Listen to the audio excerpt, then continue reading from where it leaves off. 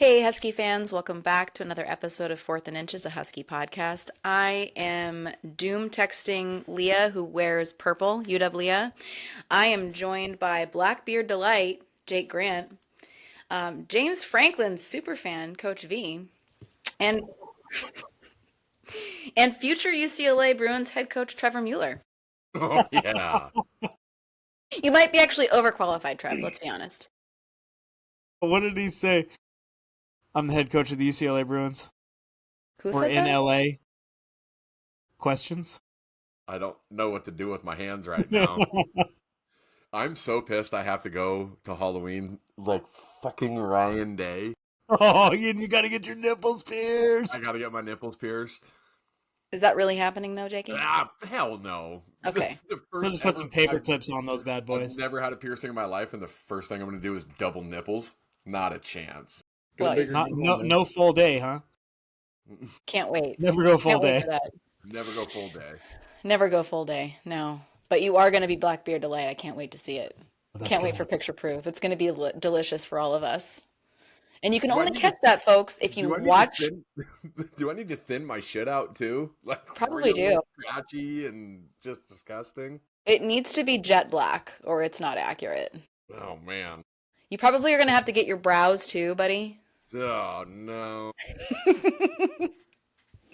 For your viewing pleasure, folks, and this is something that you can only catch on the Halloween episode if you watch it on YouTube at Fourth and Inches, a Husky podcast.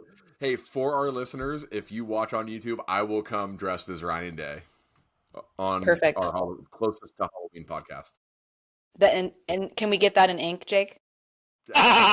From your beard? I gotta sign it with my beard. Oh my god! You get just a blank sheet of paper and go. Yeah. And a little eye I holes. have to motorboat the piece of paper. Not Ryan Day. And then you just see the print of a nipple piercing on it underneath the beard. This podcast has gone off the rails, and we're not even 3 minutes in. No, seriously, this is like no joke. I heard that after the game was over, they were trying to figure out what was staining the visitors' coaching box on the field, and I think we know what it is. Do we have to I think ask? it was an unseasonably warm day, and I think it just He started leaking. Yeah. And Yep. it's just like little droplets and little trail going up. We call it the old Giuliani. Oh man, it's just unfortunate that they would be so disrespectful in our home stadium. But Well, that's a good transition, though, Coach, because we're going to talk a little bit about disrespect here to open up the podcast. So obviously we're here to talk about not only the recap of the ill-fated game against Ohio State, but we're also going to preview Maryland and take a look at what's going on around the country that day. We're going to start, though, by addressing a tweet by Dave Softy-Mahler. And he had an interview with Husky legend Greg Lewis following the conclusion of the 24-6 loss against Ohio State. And he was addressing the pervasiveness of Ohio State fans, not in the stadium writ large, but particularly in the lower bowl, where the student section used to be, and on the opposite side in the South. And he said, quote, "It wasn't just the amount of red in the crowd, it was where the red was. The folks who are supposed to be our biggest supporters are who sold their seats." So I think that that's pretty problematic, considering that the University of Washington renovated the stadium in 2013, and they decided to relocate the students who are at the 50-yard line on the north side to the west end zone, which is a financial move. They wanted to make sure that they're going to make a little more money, and we're fiscally much more responsible than we were in 2013, so good move for them. But what we're seeing is that what's happening is that those people are selling their seats for big games. It's not the first time that's happened. It's certainly the biggest one that's happened for. And these are the same folks who, by and large, are fairly affluent because they can afford those seats. And they skew towards an older demographic. And what we hear a lot from that group of fans is, "I don't like late starts. I get it. None of us do. I don't like it when we play FCS opponents. Totally hear you. None of us do. I hate it. I hate going to games when it rains. None of us do. That's not our favorite thing."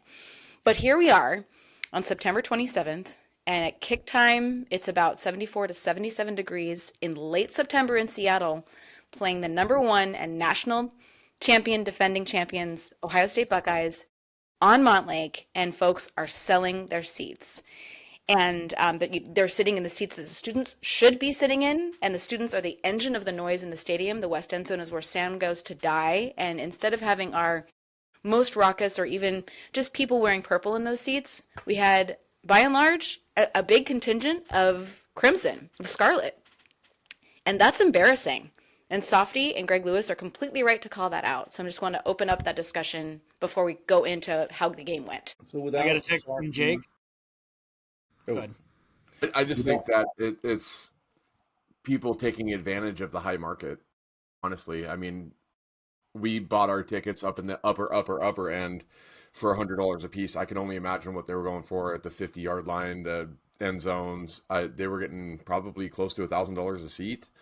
And people were cashing in. And to me, that's the upsetting part, right? This is one of the premier games that we've had at Husky Stadium since probably Miami came to town. And for us just to take the easy way out and just cash in on the financial benefits of that is very discouraging. I didn't see any of the coverage. I didn't see what Softy said. I was, out of town. Obviously, I was on vacation a little bit, and just trying to get to the game on time and celebrate afterwards or commiserate afterwards. But I made the comment to my friends. I'm like, why are they sitting down here? Why are they in tie seats? Some of the most, loyal people that have been around forever. They've seen a lot more than I have.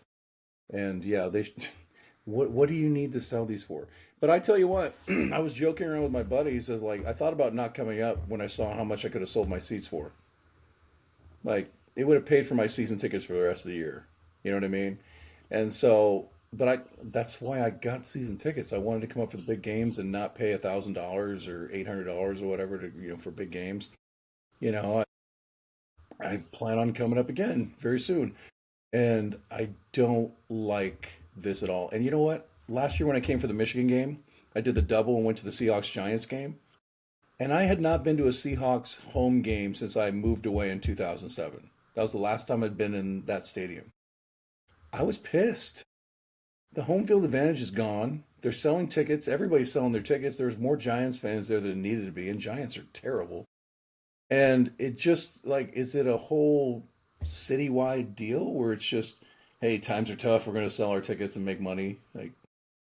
I don't understand. Yeah. Trev, what do you think? Well, I feel like I get that idea that you can sell your tickets to make money to pay for the other seats. The problem that I have with that is when I look at buying season tickets, it's like you're getting forced to pay for UC Davis. You're forced to pay for an 8 p.m. kick against Colorado State. And then if you look at the Big Ten schedule, what are you saving your money for? We get Oregon will be a big one. Illinois and Oregon, that's it. And Illinois, exactly. The rest of the home slate isn't. We're in this gigantic league with a bunch of dreck. And that dreck's going to come every single year. So you're paying Rutgers. Whatever you pay for $1,000 let's say you get $1,000, you net a little bit of money, but you only get 2 games that are really, really exciting to go to. And you just sold one of the tickets. Or I guess there's 3 and you just sold one of them. And they might sell those other games too. Yeah. The way I think about it is you spend X amount of dollars for the season ticket, and the way I see it is this season you're paying for Ohio State and Oregon. Everything else you get for free. Okay. Also, go ahead, Coach. I don't know, Leah, you've probably seen this in the season tickets. When I first signed up for them, I got an email saying, hey, I got a warning. Actually, you probably wouldn't see this. I got a warning saying that out-of-state people who are buying season tickets said you got to worry about that. And I was and I called the guy at the ticket office. I'm like, I've been very clear from the start. I'm out of state. So he goes, don't worry about that. We're just trying to discourage people from buying from out of state and then selling all their tickets. And I go, okay, well, I'll be up for a few, and then I'll give my friends the other tickets and whatever. But I don't really think there's a deterrent. There's no way to stop people from doing this. And I heard stories from Michigan fans last year who were saying they bought our season tickets because it was cheaper than buying the tickets for what they needed for the game. And then they just sold the rest. Yeah, it's a pretty big problem. And I mean, you look conversely, I don't know if y'all caught the whiteout game at Penn State. That stadium was white. There was a little corner that was green and it was white. And so I'm open to suggestions. I'd love to talk to the university and say, like, clearly, if Greg Lewis is upset about this, people in the athletic department must not be loving this. And yet, what can be done about it? I think one of the big things that is different about Washington than Happy Valley or Eugene or Columbus is that there's a lot of people who come to Seattle from other places. And I think that has to be put into consideration, that you have a lot of people that come to Seattle from other places and you have people from Seattle that go and leave. And so the season ticket disbursement is a lot different than a place where, you know, in Happy Valley, there's one show in town and everybody's got those tickets. And I think that has to, you know, of the big cities that have colleges, major colleges, you know, I'm a lot happier to be, you know, Husky Stadium than the Rose Bowl on any given Saturday until I get there. So I think that's kind of the other way to look at it. USC sometimes doesn't have a lot of anybody in the stands. We have people in the stands. We got to figure out how to make sure. And I think some of it's going to have to be, unfortunately, for the athletic department, is to start maybe catering back towards the people they're supposed to be serving, and that's the students. Absolutely. I think that what we're seeing right now is that they made a cost benefit analysis about, like, hey, we want to make more money, and so we're going to put donors where the students were. And this is the long-term result of that gamble. Well, I can tell you that those kids in that stadium, they stayed until the game was well out of reach. They were making a lot of noise. They were doing exactly what I expect them to do in a big game. And they showed up early. By the time I was in my seat, the student section was packed, and I showed up at 11:45. That's what it should be. They did their job, and it's really disappointing and just embarrassing to see, like, the people who are shelling out a whole bunch of money to support the team are doing this. Because there's two ways to support the team. With your pocketbook, and that's very important, and we all, by and large, do that to some extent. And then most importantly is, in a game like this, you are present. As you're able, you go, you scream, you make it a difficult environment for the opponent, and Husky Tyee Club members, they absolutely failed that. Which is crazy because they're the ones with the money to be able to buy those tickets. We're talking about a profit, after you look at everything, $600 over the course of a season for that game. $600 to a Tyee member who's just paid a lot of money for those tickets is really not $600 to us regular folk. Right. The plebeians, that means a lot more than to the affluent who are having Tyee tickets. But anyway, that's kind of our discussion to open up the episode. If you guys have any suggestions, feel free to tweet at us. But it's something that's embarrassing, and I think it was right for Softy to call that out on behalf of Greg Lewis. And I get it, because yachts are freaking expensive. Need all those money. They might have been sailgating and just never left their boat and then gave their tickets or sold their tickets to Ohio State fans. I don't know. But a bad look, especially when we were on national TV and it looked like basically a house divided. It was gross. At any rate, the game did not go as we wanted it to. It started out pretty okay and ended with a splat. So what was the overall vibe of the game? Coach, I'll start with you because you were there. And I think, Jake, were you there too? Yeah. Okay, we'll start with Coach and then we'll go to Jake. I was really pissed off because I feel like the play calling was, I think there was some grand script that Fish had that he stuck to even when it was like pretty clear that we needed to make some adjustments. I was really disappointed that we didn't get Damon down to the pocket on the run, just trying to, move the pocket a little bit. They just left him back there, and our offensive line got overwhelmed on third. It seemed like every third down we dropped back, and he was getting pressured and sacked. And I think Ohio State's big thing was they were going to try to keep, an eye on him, a spy on him, so to speak, and then just take their chances. They didn't go to their big play guy enough. They didn't go to Denzel enough. They didn't run the ball enough with Coleman. They would run it pretty well, and then they would get stuffed, and then they would go away from it. I think they just got out of what would have served them well. Ohio State, on the other hand, they didn't even come out of the shell. They were so conservative and so careful, and they were just planning on just kind of wearing us down a little bit. We stopped the run pretty well. They didn't pass it that great on us. They just hit a couple plays here and there, and our offense did absolutely nothing when they needed to. Inside the 5-yard line twice, didn't come away with a touchdown. The fake field goal was a gosh darn joke. Went back and watched that. They were in safe field goal mode. They weren't even like coming after the kick. You have to call that off. You absolutely. It just felt like a coaching malpractice like clinic.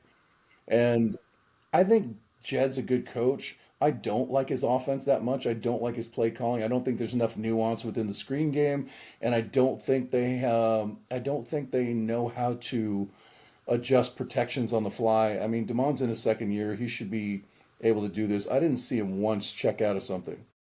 So it was pretty robotic and it was pretty predictable, and they're a really good team. Early on in the game, I felt like we had all the momentum. The crowd was into it. The students were into it. UW came down. They kicked their field goal.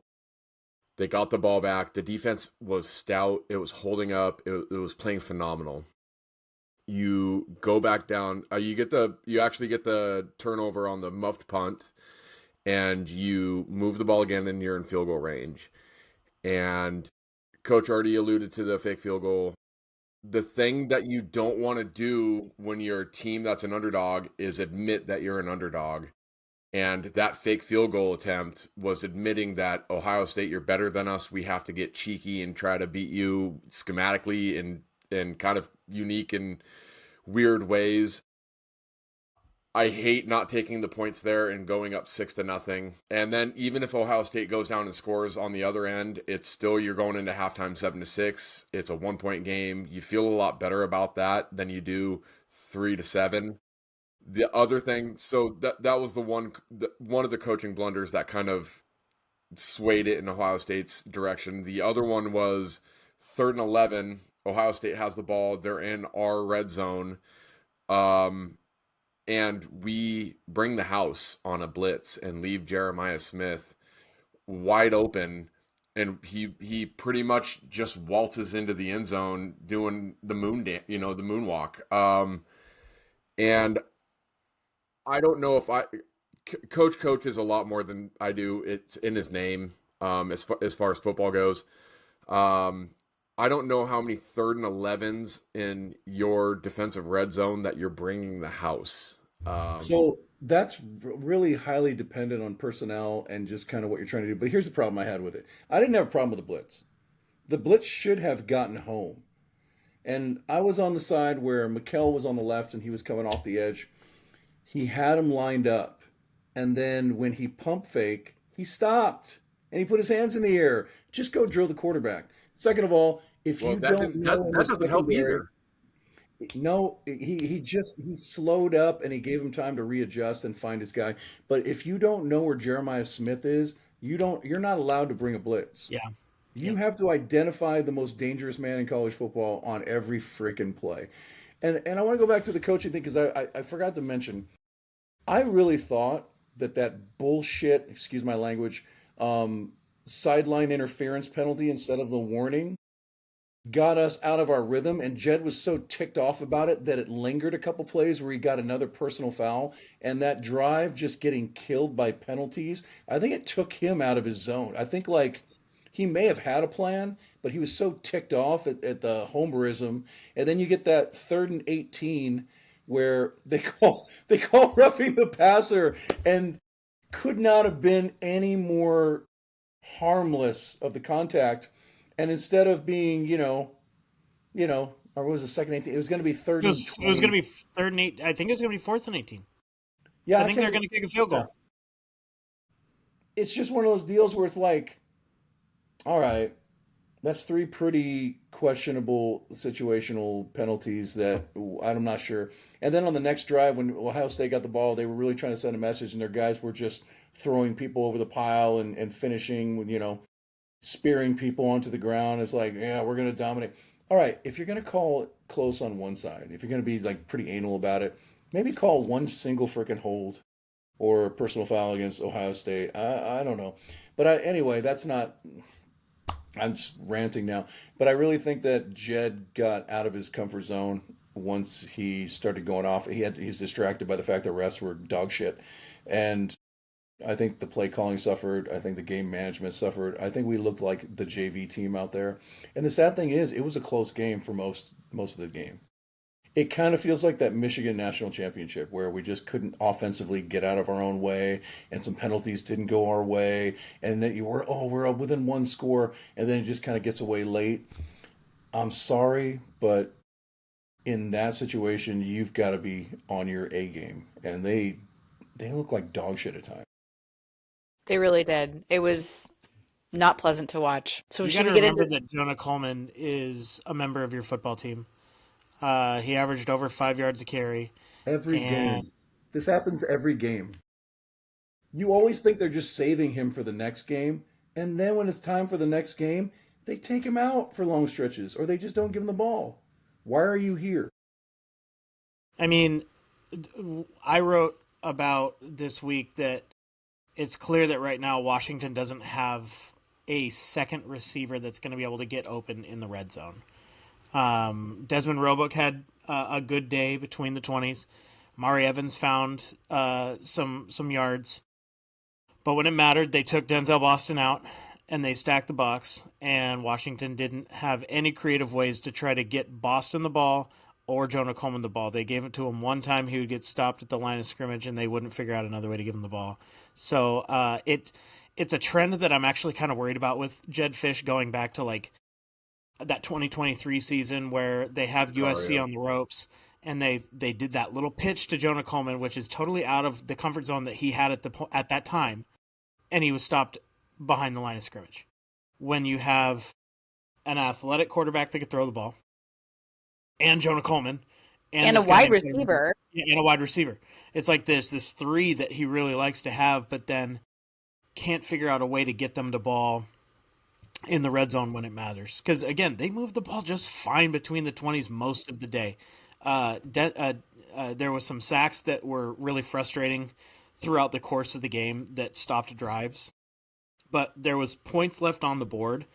And when you're playing against the number one team in the country, when they have NFL players all over, we have NFL players too, it doesn't matter. But when you're playing the number one team like this, they come into your house, you have to get on them early, and Washington had the momentum for most of the first half.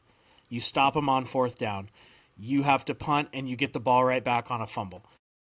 You have to get as many points in that as possible. I remember I talked to Jake at halftime. I was kind of being as positive as I could, but the reality is when you have a chance to put them down, when you feel like you dominate and you're still losing 7-3, that's a major problem. And then for them to come out and get bailed out on that 3rd and 18 or whatever, it felt like the nail in the coffin. They were too far down the hill and they just couldn't climb out. Yeah. It was just a case of we were better than we showed, and it's a disappointment. 1st and goal at the 2, no touchdown. 1st and goal at the 5, no. Jonah Coleman. Yeah. This is like the Seahawks Super Bowl thing all over again. We didn't throw a pick at least, but the false start obviously on the one that just kind of got him out of their thing. But we were just too stationary. We did not move him around at all. Didn't give him an opportunity. We could have rolled left, rolled right, run flood all day long on these guys. And instead, we just dropped back. Guys were getting held off the line a little bit, getting jammed up. And when they weren't getting open right away, he held the ball. Like, I'm a math teacher and I don't like geometry, but I know that it is easier to hem him in when you have a spy and he's stuck in the pocket. Whenever you don't move those geometric lines, it's really easy to stop a guy no matter how fast he is. Not to mention, you've got a short field to deal with. You're right next to the end zone. You can't just spread everything out and get everybody vertical and clear out. Like, they're sitting on everything. They're daring you to go over the top because there's no room back. The one thing too is like Damon's size too, especially in the red zone, does make a difference. It is the one knock on Damon, right? Where when you're in the red zone, if everything is has to go outside because Damon has everything in front of him is 6'6" defensive lineman that can knock passes down, then it really makes it, because then you're not just defending the boundary, you're also just defending the sideline as well. So they can stack more defenders in there, and it just, if you, like you said, if you roll him out and you give him the ability with two receivers flashing across the end zone with the ability to run with Damon's elusiveness, it opens up a lot more possibilities than just looking at boundaries. All right, should we move on and go into position grades and some highlights? What were Damon's highlights on Saturday? There was a couple times where he dropped back, stuck his foot in the ground, and hit specifically Desmond Roebuck over the middle for a couple of really big gains. I thought he was more on time when he had time. The seams were open. And I was really feeling pretty strongly about the fact that they needed to move Denzel away from the Caleb downside and just pick on the other guys. I think that they could have had some success there, but I think he was from hash to hash. He was very good. I don't think anything we tried to do outside developed the way they thought it would, and I think they just kind of got out of what they were supposed to do. What do you give him as far? Go ahead. I agree with Trevor. When Damon had a plan, planting his foot, he looked really good as a passer. 13 carries, 28 yards, 6 sacks. Hurts really, really bad. That's not a fantastic stat line. I really wish they'd change that, by the way, Jakey. I wish that they would have, like the NFL, right? You have your rush yards and you get sacked. You don't put them together because that's not how football works. Yeah, I do agree with that. This is the first time in his life that he's taken off to run and there was nowhere to go. Yeah. Like, honestly, I can't think of another time. Maybe Oregon, but still, he had big plays against Oregon, too. He was hand-bitten a lot and he held the ball. Anything from the 20 to 20, it was fine because there was room to operate. Once they got inside there and just they clamped down, it's a good team. I'm not saying that their whole secondary is just locked down. They've got a couple guys, but for the most part, it's easier to defend 10 yards than it is, the whole field. Their D tackles, too, were so impressive to me. That was kind of a part of Ohio State that I was a little bit nervous going into that game, and those guys absolutely balled out that entire game and made our offensive line was giddy. I mean, it was obvious from the start with a couple of false starts right off the jump. They knew they had their hands full, and those guys kind of had their way with them all day. They were handling our interior offensive line pretty easily. Mm-hmm. Mm-hmm. And that was it's shown in that last sack that Damon took, where the defensive tackle got his hands on his feet, and he kind of tried to get out of it, try to catch his balance, and just couldn't do it. That's all up the middle. Yeah, lots of things for him to work on. Lots of good film to look at. What do we think of the running back room? Jonah and Adam, primarily. Underutilized. Yeah. Yeah, I mean, if we're giving grades, I'm giving them both probably B pluses. I mean, they were really, like Trevor said, 5.4 yards a carry for Jonah, 4.3 for Muhammad, along a 34 for Jonah. I mean, he had the ability to run. They just didn't do it enough. 13 carries for Jonah Coleman is an atrocity. That is a horrible, especially in a close game. Yeah. It's not like they were forced to throw. Even last year, like we used to ask, is he kind of banged up? Is he kind of hurt? Are they saving him for something? Who are you freaking saving him for if you're not going to unleash him against Ohio State? Maryland. It's scared football. I'm sorry. Like, he's your bell cow. Give him the ball 25 times today. Agreed. Mm-hmm. Adam Muhammad had a really good kick return as well. Yeah, he did. So we kind of think like A minus B plus for the running back room. I give him an A. When they played well. Wide receivers. That one's tough. I don't think they got enough separation when the condensed fields. I think that they were too easily redirected. I think from the 20 to the 20, I think, the guys who operated in the slot were really good. And, part of that is, you got to deliver the ball to these guys, but they just weren't getting open. Nobody was open in the end zone, right? You three were there. Were there guys open in the end zone? No, that's why he held the ball so long. Yeah. And I kept screaming, throw it away, throw it away, throw it away. Yeah, me too. And obviously he wasn't listening to me. But it was just couldn't hear you over all the red. It was obvious. And I don't know what's happened to Decker DeGraff. For some reason, he has not targeted the tight ends that much this year. And it shows. I mean, he's a weapon. He could have helped a little bit.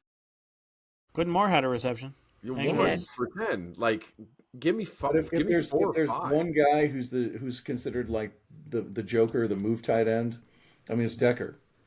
And he's supposed to be the guy that could win those matchups with linebackers and safeties and find a way to get open and, make plays in the red zone. And for crying out loud, it's been like this for 4 games now. Like, where are you, dude? Yeah. Yeah, that's disappointing. I give the wide receivers probably an F. They didn't help DeMond out really any.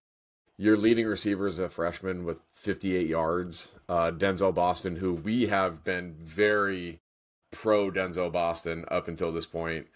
3 catches, 26 yards. Ohio State secondary is phenomenal. He was being used as a vertical spacer, and they had help over the top every single time on him. Yeah, I was watching he was from behind by the end zone, and every time he would try to get vertical, somebody's over the top, somebody's right on him. If anything, he was like a decoy, and it's like, cool. He's a guy you should move around, get him in the slot, get him underneath. Like, he should have targets. He should have 8 targets minimum. You see it all the time. If you're getting your wide receiver bracketed, you're putting them in the slot, or like you said, you're moving them around to try to find some uniqueness. I just didn't like a decoy for who? I'll tell you what. That's my question. Amari Evans flashed a little bit, which was kind of encouraging. But I mean, your go-to guy can't be a freshman wide receiver in the slot. Like, you have an NFL guy on the outside. You've got veteran receivers. I know that they lost Williams for the season? I think so. Rashid? Raiden has had some opportunities here and there, but they've been kind of like, few and far between. Get your guy the ball. It's the same thing with Jonah. Like, if you got this big three, use them. You know who never led the team in points? Mario Chalmers. Give it to your big 3.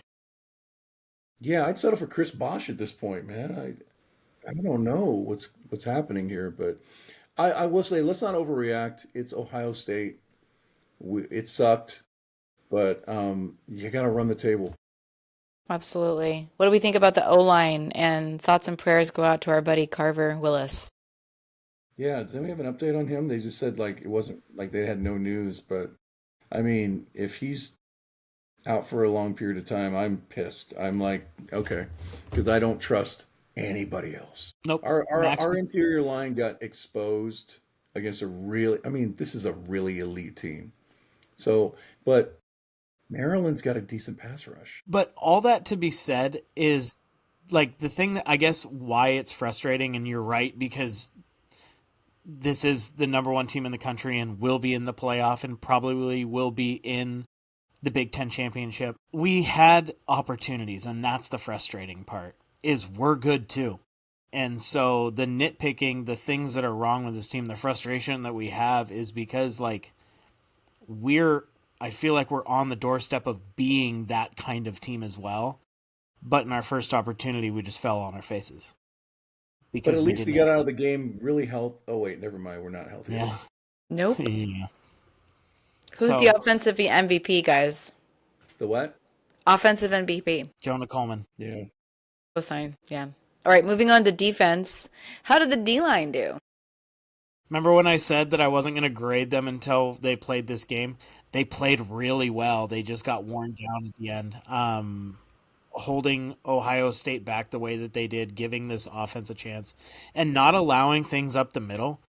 Like, interior defensive line was my favorite. Well, that's not true. The secondary was great as well, but the interior defensive line, I thought, played really well and showed what they can do, which makes me excited for the games that aren't against Ohio State. I think that they give that defensive line right there, and we're going to talk about the edge as well, but like that gives you a chance against these teams that like are really run heavy. The one thing that the secondary did struggle with was those damn drag routes that Ohio State was running all damn day. That's the one that Jeremiah Smith got the touchdown on.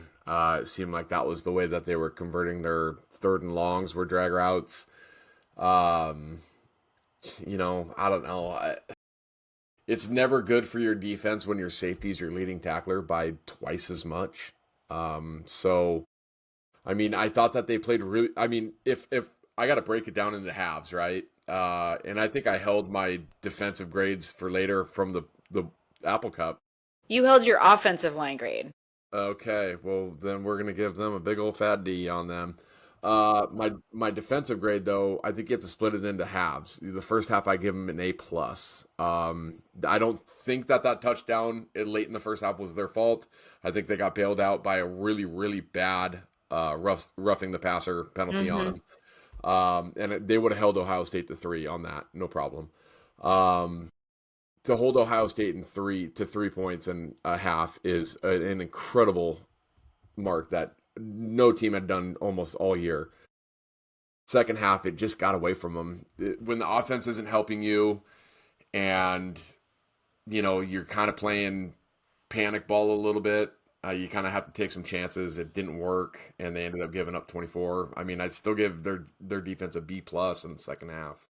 Yeah, I totally agree that the defense was handicapped by the offense. They couldn't stay on the field, which meant that the defense was incredibly tired, and they were playing. I was expecting Ohio State to be effective immediately, and essentially we almost held them scoreless the entire first half. That's pretty impressive, considering the state that we kind of all agreed, I don't know about the defense. That was the area we were worried about, and they ended up playing hardcore ball. Yeah, after the Apple Cup, I think we all agreed, hey, we don't think our defense is going to be able to stop Ohio State. Our offense is going to have to carry us to this win. And it was almost the polar opposite, where our defense is almost the one that carried us to that win, and our offense just was a ghost of itself. I think the defensive line is fine. I think they're doing a decent job against the run. I don't think anybody on that team is generating a consistent pass rush. I know Butler last week was showing some flashes, or last game was showing some flashes against the Cougs, but that's Washington State. They're just big dudes who are kind of athletic enough to kind of play in the gaps and win and clog things up. The problem with that is if you don't have dynamic guys who are going to be able to not only stop the run but be able to get push, those poor linebackers, are going to have to do a lot of it, or the edge guys are going to have to do a lot of the heavy lifting. And we just lost another edge. And we lost Buddha for the season, probably. And now we're looking at Zadreas is going to be practicing full tilt this next week here. The freshman, excuse me, Devin Hyde is probably going to get a lot of looks on the edge as a true freshman. We're running out of bodies. And it's only the first month of the season, basically. And it's October now. But we are screwed. If we lose any more guys, it's just going to be a problem. And I thought the defense played well enough to win, but the offense just completely screwed them over. I'd give them a solid B plus to an A minus. And I keep forgetting to give them grades. I was just going to say a B because they weren't spectacular, but they were solid. Yeah, absolutely. Do we have an edge room? Just asking. We did. It was hanging out with Hunter Bryant. It's like a storage closet at this point. Yeah, it's Jacob Lane, yeah. And Isaiah Ward, yeah. It was nice going on to the linebackers. Jacob Manu was a factor on some of those plays. That was really cool to see. When it comes to the linebacker room in general, though, they stopped the run pretty well. I felt like there was some. Ohio State didn't complete a ball over 20 yards. So, everything was in the intermediate. But, Coach, I kind of, when it comes to, gap discipline on the linebackers, I kind of defer to you on that. It looked like they were making plays to me. Jacob Manu, I thought, had a good game. Devin Bryant had a pretty good game. Tell me I'm wrong or agree with me. Like, can you talk about the linebackers? There's only a couple times where there were like breakdowns and somebody didn't pick up a back out of the backfield or some, but I will say I want to be very careful about heaping praise on the defense because that was one of the most vanilla offenses I've ever seen from a number one team. Hmm. Like they're so talented and they've got all these weapons and they were like, we're just waiting for you to beat yourself, dude. We're not going to be the ones making a mistake. And if we need a play, then our guys in the striped shirts will be happy to oblige. That's depressing.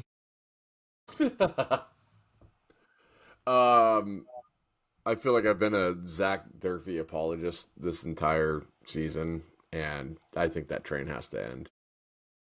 He's not going to play anyway, so you don't have to worry hurt. about it.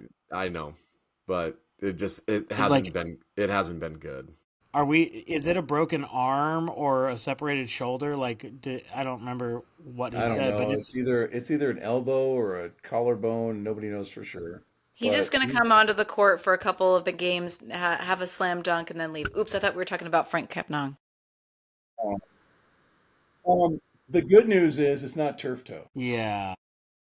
which is very hard to get rid of. Don't be surprised if they try to get him a medical red shirt. Listen, he'll be 30. He'll be Britton Covey by the I time was he just leaves going to here. say, Britton Maybe Covey. his kid will be his teammate before he leaves. He just needs to Does he have a transfer to BYU. He's like LeBron. I'm just going to hang around until my son is able to play with me. All right. Should we move on to the corners? First of all, Takario didn't make one mistake on Saturday. He was not beaten in coverage. He did not miss a tackle. He was chef's kiss. But I did want to say the one guy who gets endless crap in the fan base is Prysock. He was locking dudes down. Anytime they tried to get vertical, he was using the sideline. He was playing like a true boundary corner, and they had nothing. Like he was suffocating the vertical routes. And I thought that was like an improvement. I thought like he used his technique better than he had last year. So I was really encouraged by that. I thought Dylan, the freshman, I thought like he played pretty solid. I know he gave up a couple completions here and there, but he didn't look out of place. Robinson didn't look out of place. Um, I don't know, man. I just think that until I see the safeties really like Alex McLaughlin has been great this year, but we play a lot of safeties. We play nickels and safeties and whatever. I want to see those guys play better. I want to see them tackle in space better. I want to see them, be a little bit more versatile and make plays on the ball. But other than that, I thought the secondary did a really solid job. Again, it was a vanilla offense, and they did try to take shots, but they were safe shots. It's like, hey, this is a one-man route here, or this is a two-man route here, and so we're going to try to take our shot. I thought Prysock just completely locked down his side. I'm going to give the corners an A because watching the game, it felt like they left the corners on an island all day long. Just one-on-one coverage against two bona fide first-round wide receivers. One generational wide receiver in Jeremiah Smith. Jeremiah Smith got his numbers by the end of the game. He had 8 for 81 in that kind of BS touchdown. But Carnell Tate, 3 for 33 he's a really, really good wide receiver. I mean, he's as far as college wide receiver goes, he's great. So I think the corners, when left on an island all day long, I thought Coach nailed it. Ephesians on deep shots looked phenomenal. He used his body. I give them an A all day long. I think that your cornerback room is probably your best room. Dylan Robinson, I think, he was really physical with Jeremiah Smith at some times.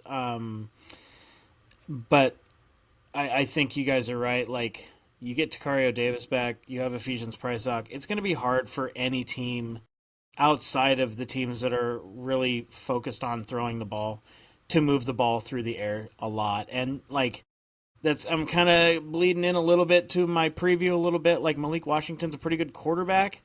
But, his throwing a true freshman like that with not Jeremiah Smith playing against this secondary, I think, is something that is one of the reasons why I feel pretty good about this trip that I've not felt as good about because Maryland's played pretty well. But that secondary, man, I think, I think Tacario Davis is going to come back. It was just like the upper body. He felt like he couldn't tackle because of the rib. It was too much pain. Is this the week he comes back? If not, you still have Dylan Robinson, who's like making plays as well. So I feel really good about the corners. So yeah, A. Absolutely. Love that. And safeties, I give McLaughlin an A. always. Always. Yeah, just like what you were saying, Coach, about like, on that blitz where he put his hands up instead of went through the quarterback, like things like that. Playing safety is really hard. I feel like they're a step late sometimes in coverage, and then so. Plus, we've had a little bit of a shuffle. I know that Clark had the concussion from the Apple Cup, and you've been shuffling guys. Rylan, Dillon, Allard. Allen was coming in, kind of spotty, in and out. Leroy was still in there playing kind of like the nickel instead of just corner, which is obviously a better move for him considering what happened in the Apple Cup. They're just rotating a lot of guys right now, and we still haven't seen. Oh gosh, the other transfer kid, Christian. CJ, he's been hurt too. Yeah, he's been hurt. So they just they're still searching for formulas and trying to get guys healthy. And I'm still ticked off about that blitz. Like, I feel like just go drill the guy, and maybe the throw is high, and maybe you get a pick, or maybe it's incomplete. But gave him enough time to kind of reset his feet, and then find his guy who was right across the middle, wide open. And I don't know whose guy that was. I haven't went back and watched it, but I'm sorry, but he's got a red neon sign over his head. Hi, I'm a number 1 pick. Dude, just find him. Anybody but him. That's the one guy you can't lose in traffic. 100%. Who's the defensive MVP? Ephesians Price Hawk. Yeah, I agree. I think that he was definitely he and Alex were consistently there and doing their jobs. So I'm going to say the defensive line for keeping it as tight as it was for as long as it was. I think that was a surprise. We all had big question marks about that going into this game, and they surprised us in the best way. I mean, they couldn't be perfect forever, and the offense let them down. But I was really impressed with the defensive line. All right, so we're going to tie a bow on that game. It's over. We're moving on. We're headed across the country. We're going to go to College Park, Maryland, and play the Terrapins. Right now, I think we're a 6.5-point favorite on the road. It's a 12:30 kickoff on Saturday. Hopefully, we'll find out when the Mariners' first pitch is that day, also, because we might be in a split-screen situation watching both games at the same time. But initially, what do we think about the Maryland game? I think they're not that good. Yeah. Say more. They handled Wisconsin okay, but Wisconsin's not good right now. And I think a lot of their fans are kind of like, dude, we should have, if we were really that good, we would have blown them out. So a very non-dynamic Wisconsin team was, kind of, I mean, obviously they were better, but it just didn't really materialize. Malik's only throwing, I think he's competing 59%. He's had some big plays here and there. They're not super consistent. They don't have a running game really right now. I think if this was at Husky Stadium, we'd win by 15, 20. Something about going to the complete opposite coast and having to play. I think that I want to see what Jed and the staff do to acclimate these guys and get them there early enough and get them ready for the time zone, and then just be ready to actually perform in a semi-hostile environment. They got a good fan base, actually. I think that it'll be loud enough to be annoying and maybe disrupt a few things. But I'm not huge on that Maryland team. But right now, I don't know who's lining up at left tackle. Yeah, I think I was talking to JCap, shout out JCap, and he had one prediction if Carver plays and another prediction if Carver doesn't play. Both of them are a win, but it's just a lot tighter if Carver doesn't play. I don't see Carver Willis playing this week. Me either. I don't see him playing for I don't know how long either, because Maybe not until November. they said they're gonna go take a look at the MRI. You got a short week next week. Maybe after that, if there's no damage in the knee. But seeing offensive linemen getting rolled up on like that sucks, and it's rarely ever best case scenario when it comes to that. It's usually worst case. So I hope they develop Maximus McCree.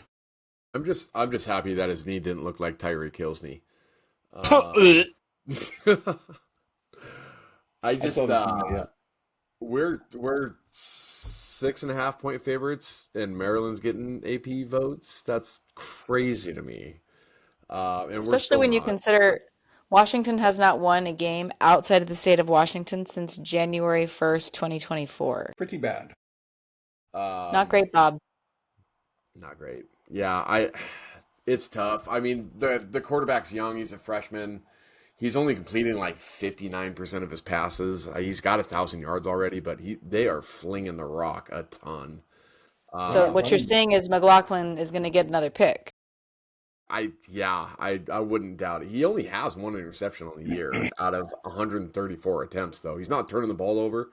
He's not playing anyone even decent, though, Jake. So you're absolutely right. Yeah. Northern Illinois did beat Notre Dame last year. Let's show some respect to the other Huskies. They just got Wisconsin, guys. Like, that's a Big Ten win, man. It's not like they're a drop back vertical passing game. They're getting the ball out quick. It's spread out, and they're not running the ball at all. I think that we've got to be able to generate a pass rush somehow with our front guys, because I don't know where it's coming from, to be honest with you. You got to be able to affect the young guy. You got to be able to get him on the ground. I feel like that's our biggest weakness with our defensive front. We can't actually, the PFF version of pressures. We got close to the quarterback, but we didn't affect him, and he completed a pass. That's not a pressure to me. Getting guys on the ground is a pressure to me. So even if you don't get a sack, you're still nailing the quarterback and putting him down. I don't know how we don't run the ball 40 times in this game. I think our coaching staff forgets we have a really good running back, though, to be honest with you. 2 of them. Fake news. Fake news. That's my worry is do we do something silly on the road? Our brains don't work as well on the road from what I've seen. We have to get this giant monkey off our back. A road win in Pullman is very different than a conference road win. The thing that makes me nervous is that they have 4 guys that they throw to all the time, and they spread it out. I mean, they have 4 guys that have 12 catches. Spread it on. They have I got you. They have 4 guys over 12 catches on the year. They have the same 4 guys all over 100 yards on the season. So that they like to spread it out, and I just don't know if we're that deep at corner, and so it makes me a little bit nervous. If Takario plays, I feel pretty good. And honestly, offense versus their defense, they've got a decent pass rush. You know what would be amazing is if we didn't drop back and throw it every time. Just run the damn ball. Just get Jimmy Lake. Just get them all involved in every aspect of the run game. Make sure that they have to stay home and be honest. And then when you've got them on 3rd and short, you can take your shots. But for crying out loud, don't get too cute, Jed.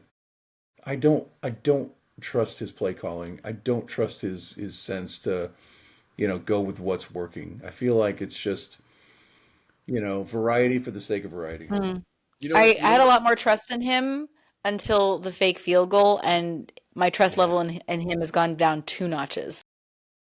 The thing that makes me nervous is we just talked about our interior offensive linemen getting absolutely worked against Ohio State, and that's 2 of their best players is their interior defensive linemen.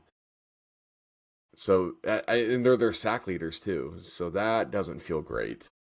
So move the pocket. Move the pocket. That'd be pretty neat. What are our predictions, gang? I want Jake to go first. Oh my God, that's such a bad idea. I don't know. We all think that anytime you talk, Jake. We all think that's a bad idea. I wasn't prepared. I'm kidding. I love you. All right, let's go to somebody else. Jake. Okay. I felt pretty good after the Ohio State game, right? I thought that Maryland wasn't that good. I thought Ohio State is pretty good. I think that we're pretty good. We're so injured.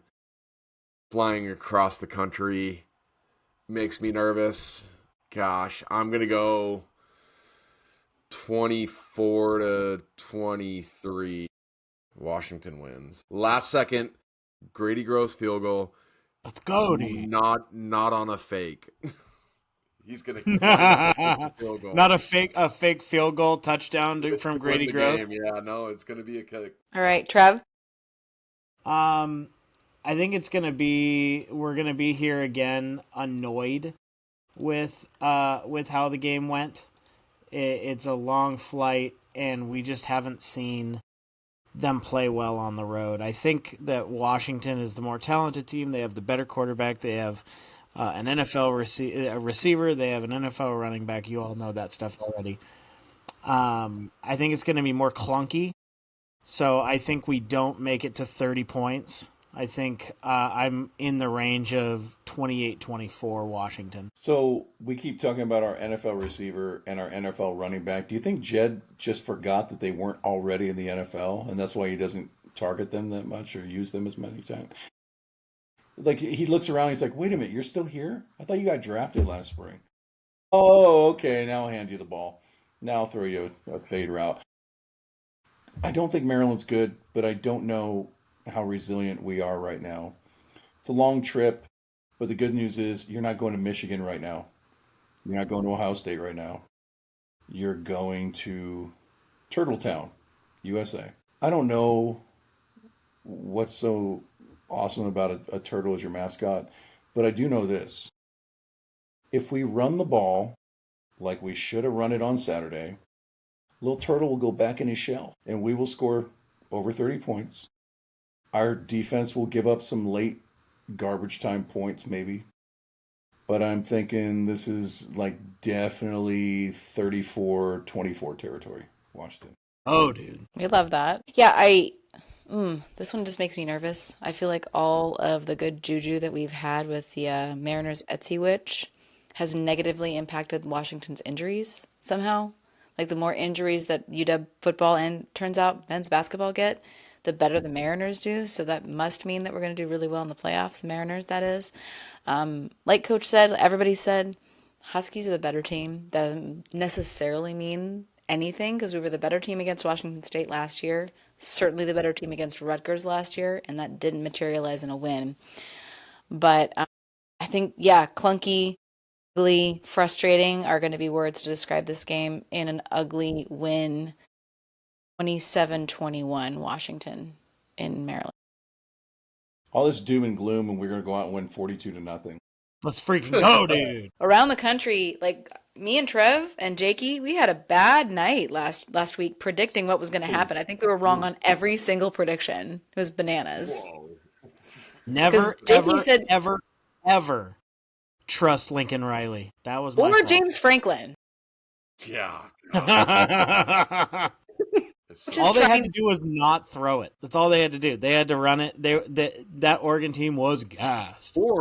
Or start the game throwing it. You know? Try a wide receiver. Try throwing the ball, man. Never heard of it. Yeah. New phone, who dis? You know, interesting fact is that Omari Evans is played in one game this season, and he's halfway to his targets all last year at Penn State. He played in 2 now. He got some catches he got the big catch at WSU. All right. So yeah, I mean, he might probably have more yards than he got all. He might surpass it by now. I don't know. Yeah. Drew Aller, number 1 pick. Yeah. So Georgia is going to lick its wounds after losing at home against Alabama. That's the other thing that made me so mad about losing to Ohio State, because if we had beaten them, we would have sole possession of longest winning streak in the country, because Georgia laid an absolute egg and lost to Alabama. And Jakey said that Alabama was going to get the brakes beat off of them, but they didn't. So I guess Kalen DeBoer lives to see another day. God, and he's 7-0 against, what was it? All the good coaches. Park and Lanning.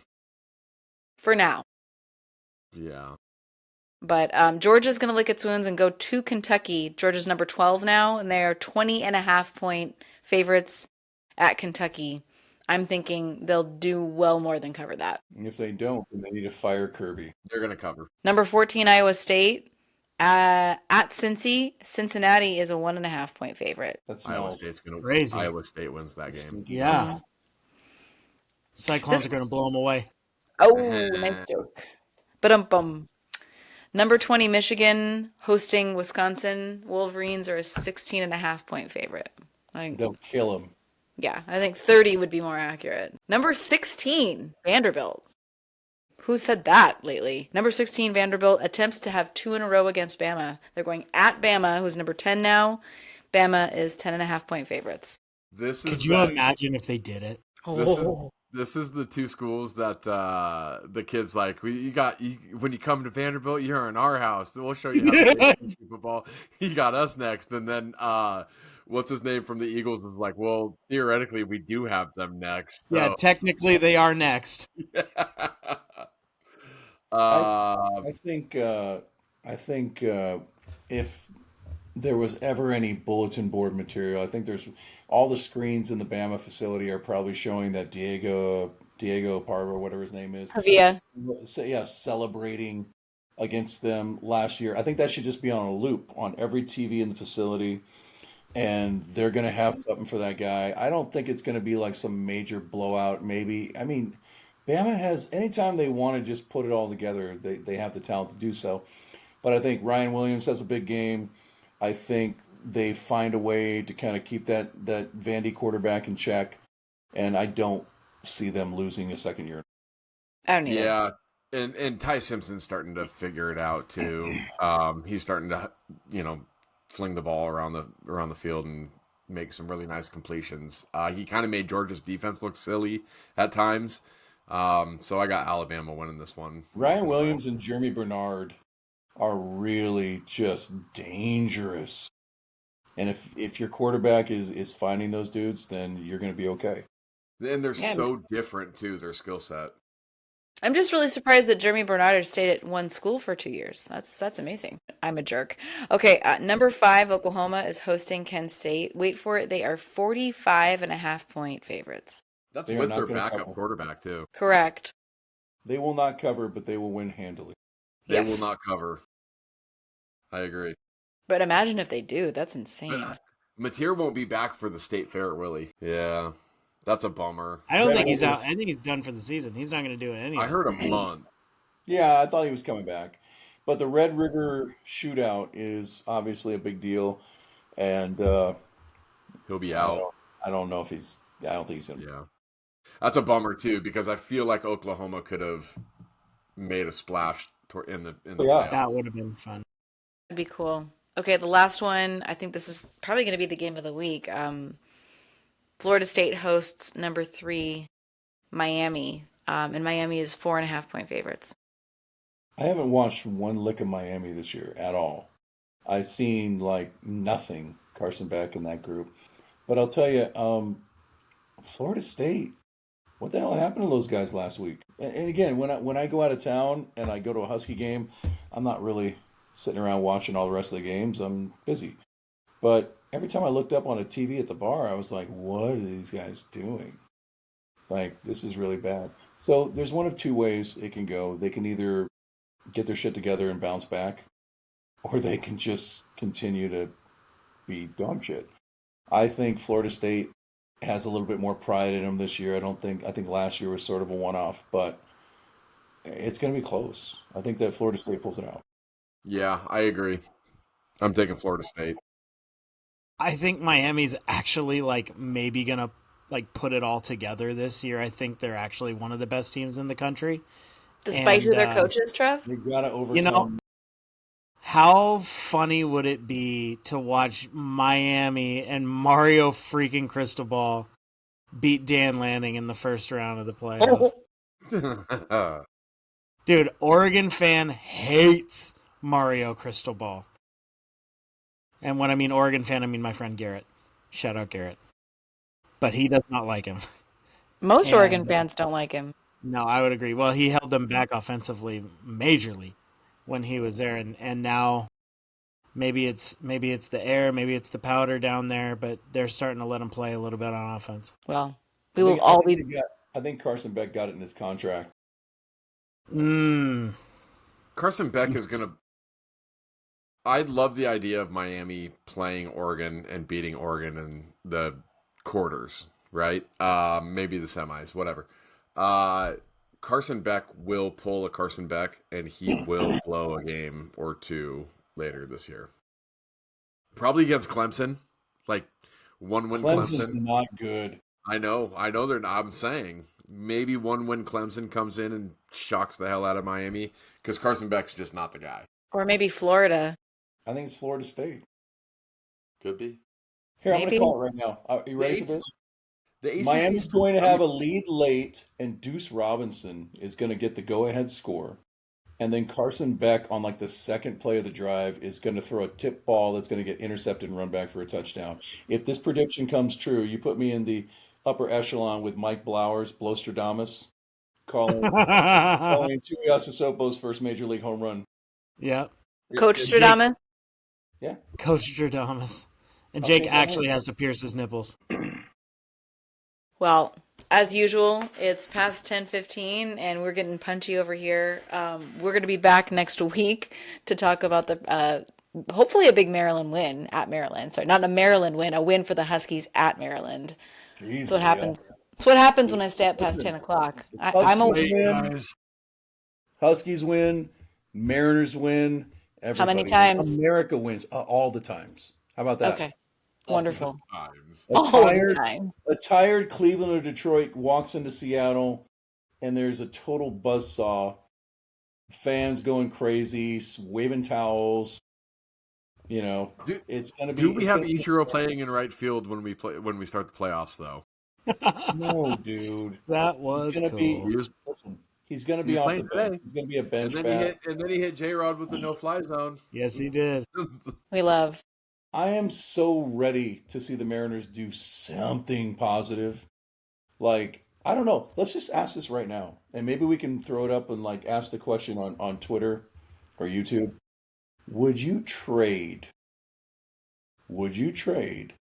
a Husky win against Pick'em, just any team like Oregon or whatever, for a Mariners World Series title? Yes. I think most people would say yes. One win. When the bill comes due in November, I think a lot of people are going to be really pissed off. Yes, and if the win or the loss against Oregon means that they go to the national championship, I do not trade that. I would rather. No. Yeah, that is not a price I'm willing to pay. Sorry, Mariners. I would not trade a Mariners World Series for the wins against Oregon in 2023. No, because those are like core memories now for me. Yeah, that's what I'm saying. Like I would keep those UW wins over a Mariners World Series. Also, speaking of the Mariners, Julio, Cal, Brian Wu, and Emerson Hancock, thank you so much for coming to Sound the Siren. And that was awesome. And it was really, they really hyped up the crowd. And the hidden bonus to that is the comment section. Treat yourselves. Husky fans, go to the Mariners Instagram page and look at the comments from when those 4 Mariners came to sound the siren at Husky Stadium. It is full of Oregon and Cougar fans saying basically, oh, what a stupid thing. Come to a real team. Delicious. Worth it. It's the hidden gem. Yeah, you know what? I don't think those guys are fighting over heading to Eugene or Pullman. Like, we got shit to do. Dude, they went to the game. They had a game that night. I know the game didn't matter, so they could just show up whenever. But, like, that's what's cool about Washington. You can go to both. That's the bonus of living in Seattle, is that the hard thing is that there's a lot of things that we're competing with. And the good news is that for things like this, our big stars, Big Dumper, the home run king can come out and sound the siren. And that is pretty stinking cool. For everybody there. American League MVP. Please. Cal MF Raleigh. And shout out to UW Athletics for literally addressing Miles Gaskin as Miles MF Gaskin. That was cool. We love that. So that'll do it for another episode of Fourth and Inches, a Husky podcast. Be sure to check us out, obviously, on the podcasting world on Apple Podcasts and Spotify. And then also check us out in the visual medium. And because if you do that, there's a chance that in the future you might be able to see Blackbeard Delight, Jakey Grant, looking like Ryan Day here on this podcast. And that is only available to you if you smash that subscribe button on Fourth and Inches a Husky podcast on YouTube. Please go ahead and do that. We need those viewers up, because the more viewers we get, the blacker Jake's beard gets. For every 100 subscriptions, we go a shade darker with the Just for Men. If we get up to 1,000, you'll literally see it running off his face. We're gonna get like one box in the middle. We're not even, the rest of us won't even be on the screen, and it'll just be Beard Watch. So you heard it here first, guys. That's your prize for hitting that subscribe button on YouTube. So we'll see you guys again next week talking about this win, and hopefully maybe a little side dish of some Mariner wins as well. So for Trevor Mueller, Coach V, Jake Grant, I'm UW Leah. Please, when you go to Husky Stadium, wear purple. Don't sell your seats. Show up, be loud, be a good fan, and let's go eat a big fat dub in Lobster Country and beat the Terrapins. Go Dogs. Go Dogs. Go Dogs. Dogs. Shout out Jacob.